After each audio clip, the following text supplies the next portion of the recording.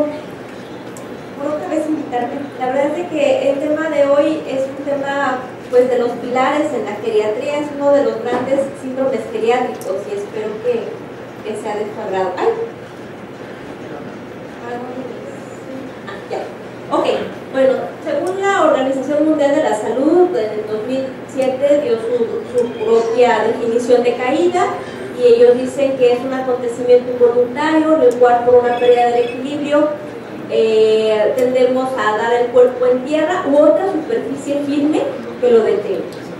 La importancia de las caídas en el adulto mayor es que son la causa más común de muerte por traumatismo en los ancianos, son la causa más común de lesiones accidentales en los adultos mayores y es la causa más común de lesiones asociadas a discapacidad. Esa es realmente la importancia de las caídas en los adultos mayores. Es curioso, pero a nivel mundial aproximadamente el 30-35% de los adultos mayores de 65 años sufren una caída por año. No todas son letales, no todas son graves, pero de que ocurren, eso sí es muy común en todas las estadísticas a nivel mundial. En nuestro país, de acuerdo con los datos de la ENSALUD del 2012, nos dicen que casi del 35% de las caídas que se reportaron en ese año en adultos mayores de 65 años, poco más del 50% ocurre en mujeres. No sabemos si porque realmente las mujeres nos caemos más o porque realmente llegamos a ser más viejas comparadas con los hombres. En Estados Unidos, aproximadamente un tercio, como decíamos, el 30%, del 35% de los adultos mayores de 65 años sufren una caída cada año.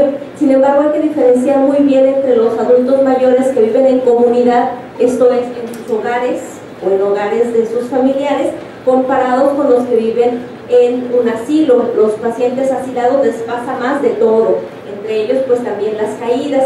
En ellos hasta el 60% de los adultos mayores de 65 años se caen cada año.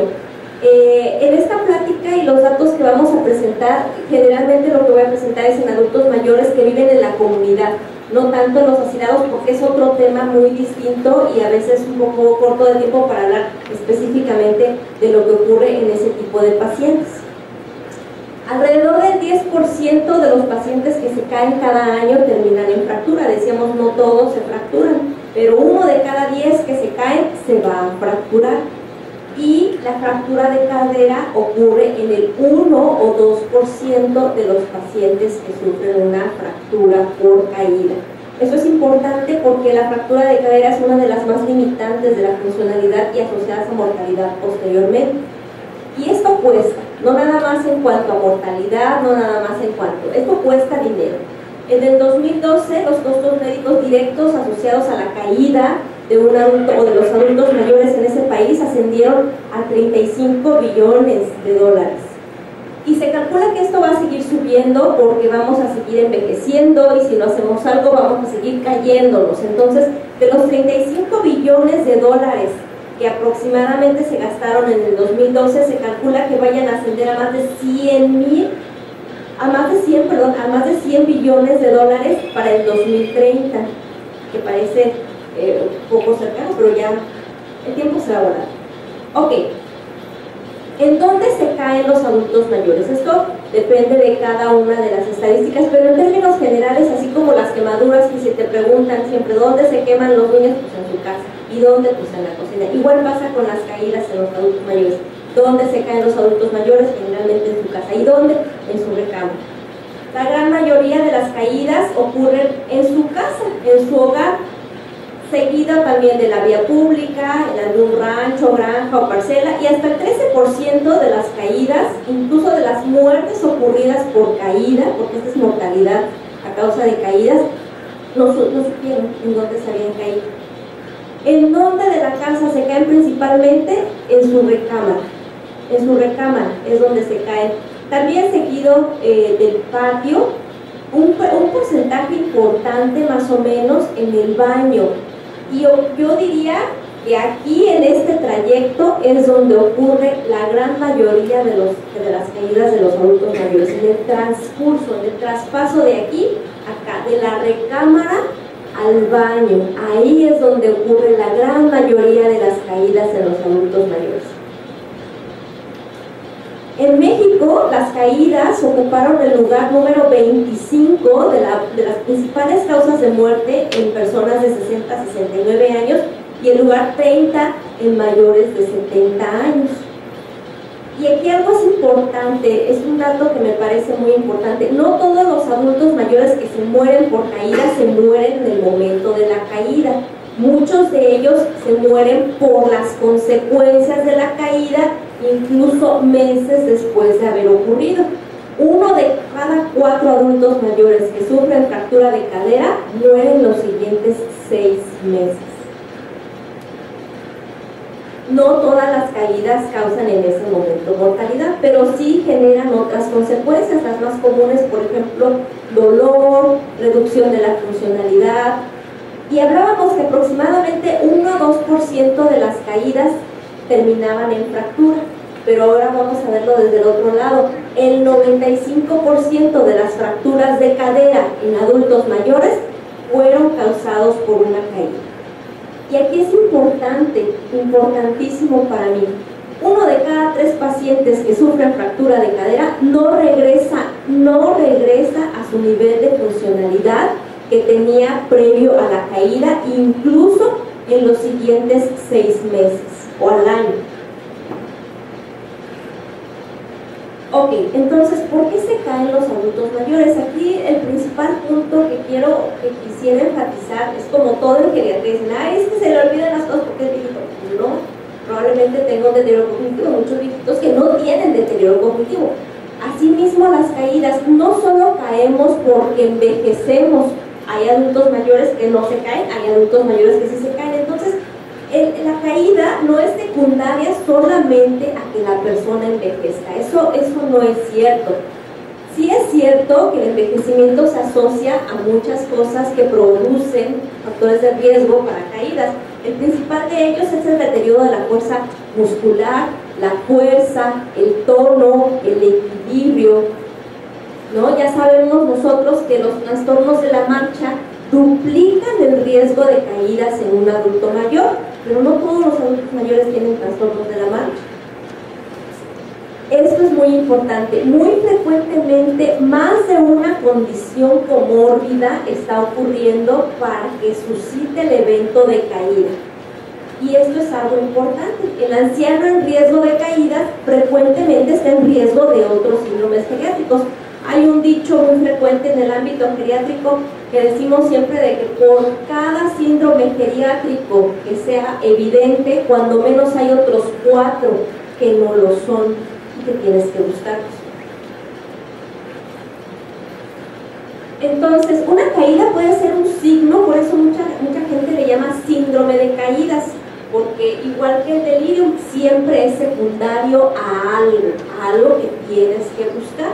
Puede ser un signo no específico de muchas enfermedades agudas o de exacerbación de alguna enfermedad aguda. Por ejemplo, un anciano que ya de por sí tenía un poquito de problema para la marcha, pero ahorita tiene neumonía, se cayó porque tiene a lo mejor pues fiebre, porque a lo mejor, desoxigena o algo por el estilo, pero alguna enfermedad aguda puede ser el exacerbante, por ejemplo la neumonía, una infección de vías urinarias, una cardiopatía isquémica, síncope, un evento vascular cerebral, alguna arritmia, etc. Y sí, también hay otros factores predisponentes. Siempre el antecedente de caídas previas siempre va a ser un antecedente para un factor de riesgo más elevado para futuras caídas. El síndrome poscaída o miedo a caídas, que es ahorita algo que vamos a abordar un poquito más adelante. Trastornos urinarios. ¿Qué tipo de trastornos urinarios? Pues desde incontinencia, o a lo mejor no llegar a la incontinencia, pero sí a la urgencia urinaria, la disuria, la nicturia. Por eso yo siempre les digo, ¿por qué si vas a recetar un diurético? ¿Por qué no se lo das en el día? No se lo des en la noche, no seas infame, porque lo vas a estar haciendo levantarse al baño en el transcurso de la noche. Fármacos, ¿no? Que es algo que ahorita vamos a abordar con un poquito más de detenimiento. La hipotensión ortostática, que es un evento muy frecuente en los adultos mayores. Agitación psicomotriz, ya sea por delirium o ya sea por algún deterioro cognitivo previo. algunas enfermedades neurológicas, principalmente enfermedad de Parkinson, demencias, déficit visual, que es algo muy importante, a lo cual pocas veces le damos la importancia que realmente tiene. La inmovilidad. La inmovilidad es uno de los principales factores de riesgo para las caídas, por eso invitamos siempre a que el adulto mayor conserve la mayor movilidad que pueda. El vértigo, la deficiencia de vitamina D, que cada vez se le da más importancia a la vitamina D, ha dejado de ser lo que hace muchos años antes era como que nada más así como algo que generas o que por asolearte tantito y que no tiene mayor importancia.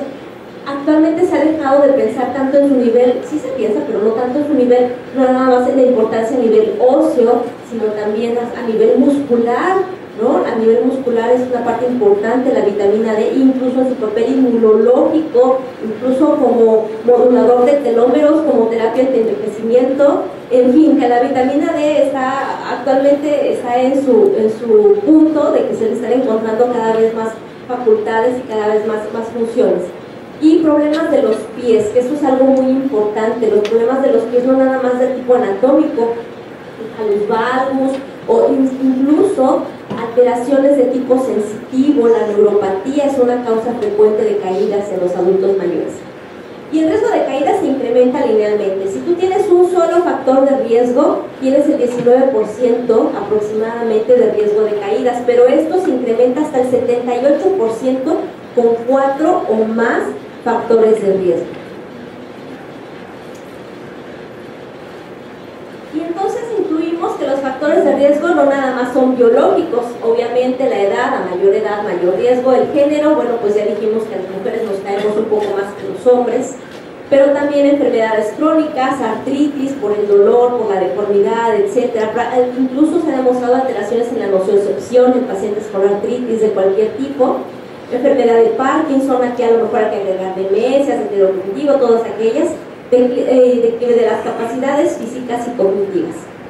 Factores también, hay que hacerlo mucho hincapié, los ambientales, un deficiente diseño en los edificios, cuántas veces no hay ni rampas, no hay donde agarrarse, no hay nada, incluso en la misma casa, en el hogar mismo, cuántas veces no hemos visto las casas de los adultos mayores y que están todas llenas, así como un laberinto, todas llenas de muebles por todos lados, y ellos tienen que andar esquivando los muebles para poder pasar de un lado al otro, no tienen donde agarrarse, hay alfombras en donde se les puede atorar los pies en cualquier momento, pisos y escaleras resbaladizos, las alfombras, una iluminación insuficiente, incluso en la calle aceras irregulares, porque la gran mayoría de los adultos mayores que se caen en la calle fue por una acera que tenía algún hoyito, por algún bordito que tenía, por el agua que habían dejado ahí, etc.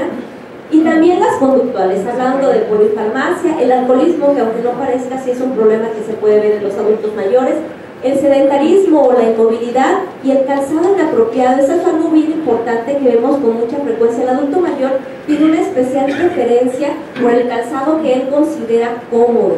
Son unas chanclitas que apenas si se meten, unas pantuflas pero generalmente es un calzado inseguro porque no tiene una superficie donde se pueda amarrar, por ejemplo, y tiene generalmente una suela que no es antiderrapante, entonces es algo que tenemos que enfatizar mucho en los adultos mayores.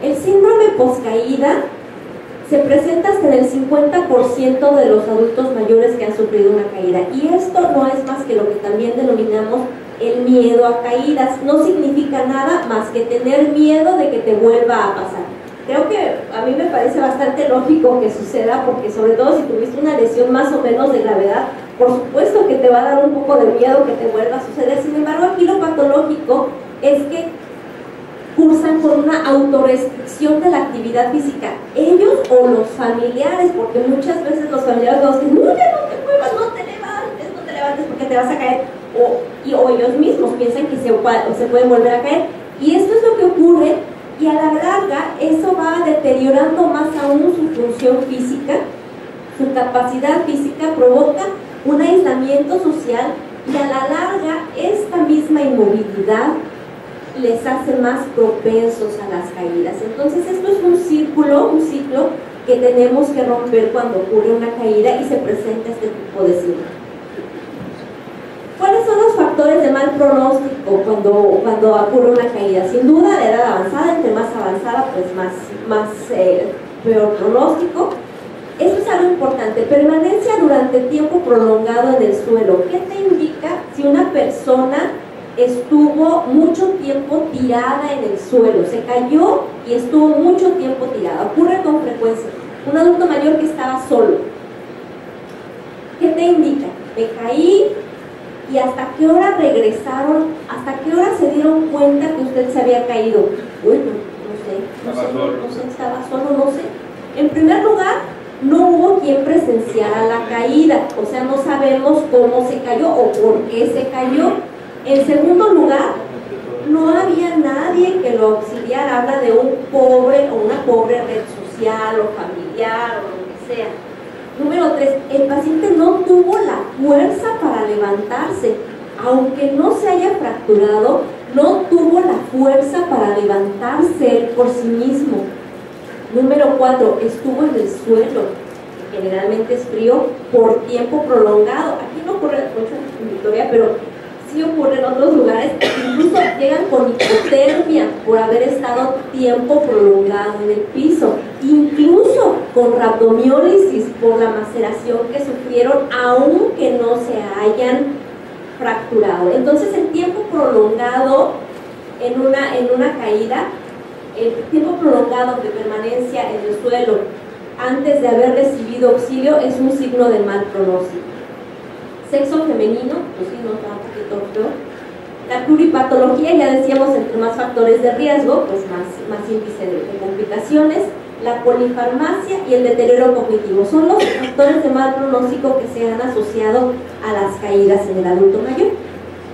Y como siempre, la polifarmacia es algo que casi va inherente en la vida diaria de los adultos mayores.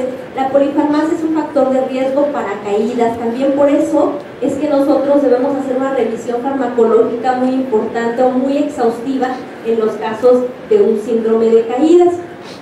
Por excelencia, los fármacos que toda la vida se han asociado a caídas por excelencia y en todas las literaturas son las benzodiazepinas. Son medicamentos que les encanta recetar a los adultos mayores por trastornos de sueño y son los más asociados a caídas, sobre todo las benzodiazepinas de acción prolongada. Algunos antidepresivos como los tricíclicos, los inhibidores selectivos de la recaptura de serotonina no tanto, pero es mucho más frecuente en los antidepresivos tricíclicos por sus altos índices de efectos secundarios de tipo anticolinérgico. Todos los antipsicóticos, los anticonvulsivos, los opioides, hipnóticos, sedantes, incluso cuando nosotros los representantes farmacológicos llegan y nos dicen, no doctora, mire usted que a usted no le gustan las benzodiazepinas, estos no son benzodiazepinas, el Zolpidem, el Saleflor, no son benzodiazepinas, pero comparten muchas de la farmacocinética y la farmacodinámica que también nos hacen propensos a efectos secundarios como de este tipo. Todos los medicamentos que tengan efectos secundarios de tipo anticolinérgico son propensos a provocar caídas. Los antihistamínicos, los relajantes musculares, por eso yo nunca receto relajantes musculares a adultos mayores, nunca es nunca. Antihipertensivos, sobre todo aquellos que están asociados o puedan llegar a provocar hipotensión ortostática, principalmente los vasodilatadores y los diuréticos. Esta es una revisión más o menos reciente, ¿no?, de 2015, en donde hacen es un metaanálisis, está interesante, por un periodo de 5 años, de los medicamentos que más pueden llegar a provocar caídas en los adultos mayores. Y bueno, dentro de ellos obviamente se destaca la polifarmacia por el número y tipo de fármacos. Aquí dan el mecanismo probable por el cual están provocando las caídas. Los IECAS, ellos encontraron que incluso disminuían el riesgo de caídas. Esto es interesante y la explicación que ellos ofrecen es que probablemente sea porque el sistema renina-angiotensina se ha asociado con la deficiencia de vitamina D, y hablábamos de que la vitamina D está cobrando cada vez más fuerza en el tema de protección hacia las caídas. Los antidepresivos, aquí incluyen los tricíclicos, los inhibidores selectivos de la recaptura de serotonina y de la serotonina y de la norepinefrina. que aumentan el riesgo de caídas. Seguramente ellos proponen que sea por hipotensión ortostática, sedación o trastornos del sueño. Las benzodiazepinas, por lo mismo, ¿no? Y todos los asociados, como el zolpidem. Los opioides, generalmente por asociarse a mareo o a somnolencia. Y los antiagregantes plaquetarios lo encontraron ellos como un factor más o menos común, o más o menos que causaba una asociación directa con las caídas, pero ellos lo proponen que su asociación pueda ser el reflejo del riesgo vascular en los pacientes en quienes están prescritos, más que sea por los medicamentos per se. Y entonces, ¿qué es lo que nosotros tenemos que hacer en caso de un síndrome de caídas en el adulto mayor? Hay 3 pasos esenciales generalmente. Número 1, identificar a los pacientes en riesgo, aquellos pacientes que no se han caído, pero que están en riesgo de caerse. Esto es prevención primaria. 2, investigar el mecanismo de la caída, obviamente atender las complicaciones, lo que haya ocurrido durante la caída, pero aquí es muy importante investigar el mecanismo de la caída. Si a mí me lo preguntaran, yo creo que este es el meollo en el diagnóstico y el tratamiento, es investigar cómo se cayó. No es lo mismo una caída accidental, porque había un piso resbaladizo en el cual creo que hasta yo me puedo caer, a que me haya caído y se me nubló la vista antes de haberme caído, y a lo mejor estamos hablando de un síncope. Entonces es muy importante investigar el mecanismo de la caída. Y número 3, bueno, pues implementar las intervenciones, pero estas deben ser obviamente individualizadas. Para esto de identificar a los pacientes en riesgo, me parece muy interesante lo que se está haciendo en algunos lugares. Bueno, aquí donde tenemos en Estados Unidos, están haciendo su programa de Stopping Elderly Accidents, Deaths and Injuries. Esto es un programa estéril que está muy interesante porque se está haciendo a nivel de atención primaria. Y esto incluye desde la educación del médico que atiende hasta la educación de los propios pacientes. Estos son folletos que de entrada que se les regalan, en donde los adultos mayores identifican a las caídas como un problema. Y además ellos mismos identifican sus propios factores de riesgo y cómo evitar las caídas. Se les da un folletito en donde se les va diciendo averigüe cuál es su riesgo de tener caídas, y bueno, obviamente si ha tenido caídas previas, si ocupa un auxiliar de la marcha, si me preocupa caerme, hablando del síndrome post-caída, si ha perdido sensibilidad en los pies. Si ustedes se fijan, son preguntas dirigidas a todos los factores de riesgo que estábamos comentando previamente. Y esto ya es para el médico. El médico tiene que llenar un cuestionario, ¿no?, para ver si realmente ese paciente está en mayor riesgo de caídas. Hablando desde los medicamentos, destacan como siempre, ¿no?, las benzodiazepinas, los opioides, los hipoglucemiantes, los antihipertensivos, y aquí que si tiene problemas o auxiliares de la marcha, si ha tenido problemas de visión, si ellos efectivamente buscan la presencia de hipotensión ortostática, etcétera, y se les da algún tipo de riesgo.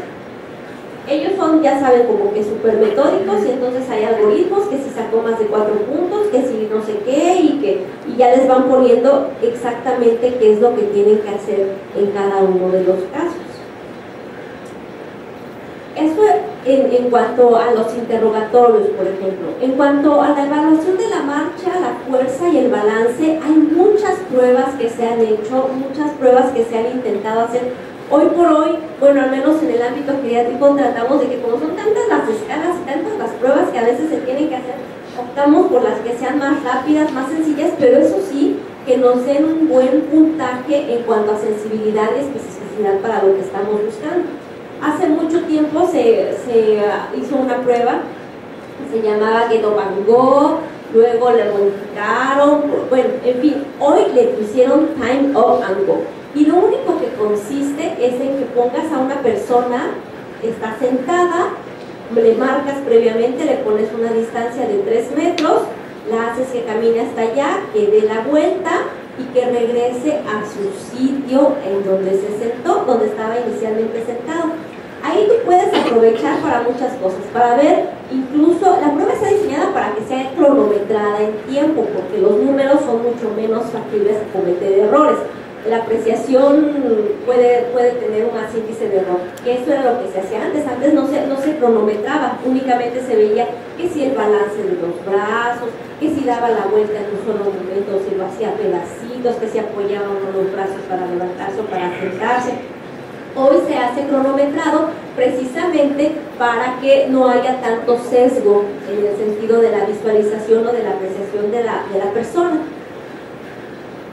Cómo ponerle aquí el video.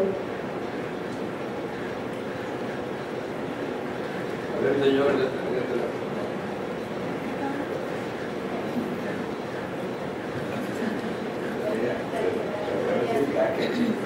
entonces, únicamente se le pone la silla, hay que poner de antemano el tiempo, el cronómetro puesto, se toma desde que se le da la instrucción. Primero se le tiene que explicar ampliamente al paciente cómo lo va a realizar, pero una vez explicado y el paciente refiriendo que entendió, se empieza a contar desde el primer momento en el que empieza a hacer. Se mide, porque se tiene que decirle, son los 3 metros exactos, porque lo vamos a hacer ya todo estandarizado. Esta es una prueba que poco a poco se ha ido mejorando en el sentido de que se ha hecho más en más poblaciones, no nada más en población anglosajona, también está aprobado en latinos, etcétera, y entonces se le pide únicamente que se levante, puede ocupar cualquier ayuda para que se pueda levantar, camina los 3 metros, da la vuelta como la persona pueda o quiera, y únicamente ya después se vuelve a sentar. Todo esto lo medimos en tiempo. Una prueba que se hace en más de 12 segundos nos indica un riesgo elevado de caídas. Por lo mismo, porque si tú te tienes que parar a pedacitos, o te tienes que recargar un poquito más, tienes que caminar y te cuesta trabajo dar el paso, y para dar la vuelta le haces en tiempo, pues te va a tomar más tiempo. Entonces realmente por eso es que se ha cronometrado, para que no tengamos ese sesgo de mi propia o tu propia apreciación. La siguiente. Hablamos de los votos de ahí de esa. No la ahorita. ¿Cuál? A ver, sí. Atrás. No, la que puso ahorita no hay una correo electrónico. ¿Cuál? El video. Donde puede encontrar el ¿Y dónde? doctor es aquí. Ahí está, disponible en http://cdc.gov/STEDI.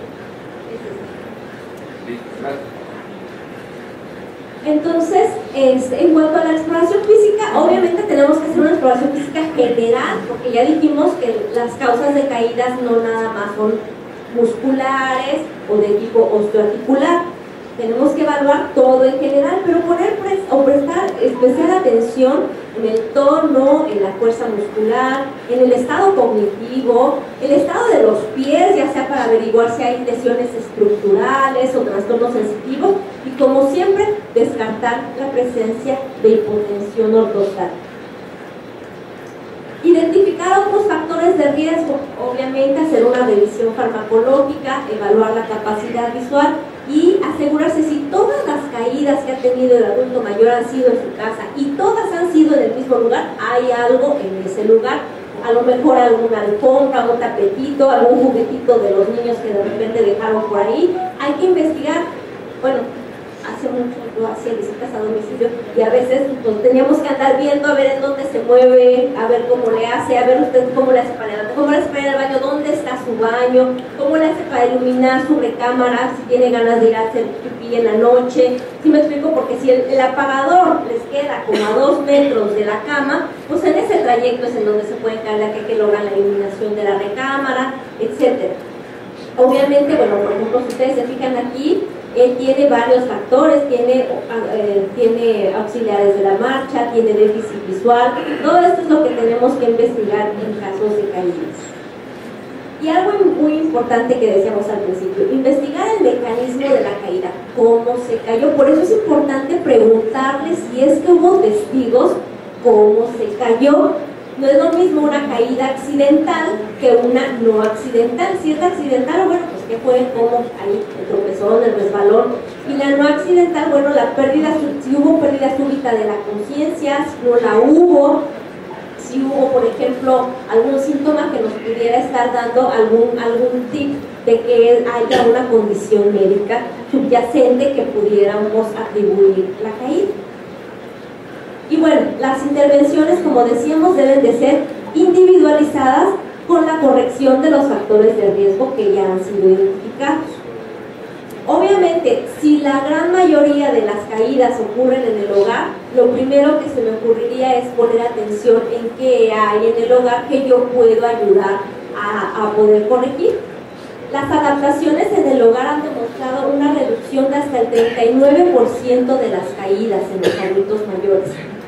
Tenemos que retirar los peligros ambientales, los cables, las alfombras, muebles en los pasillos, superficies resbaladizas o las áreas sin adecuada iluminación.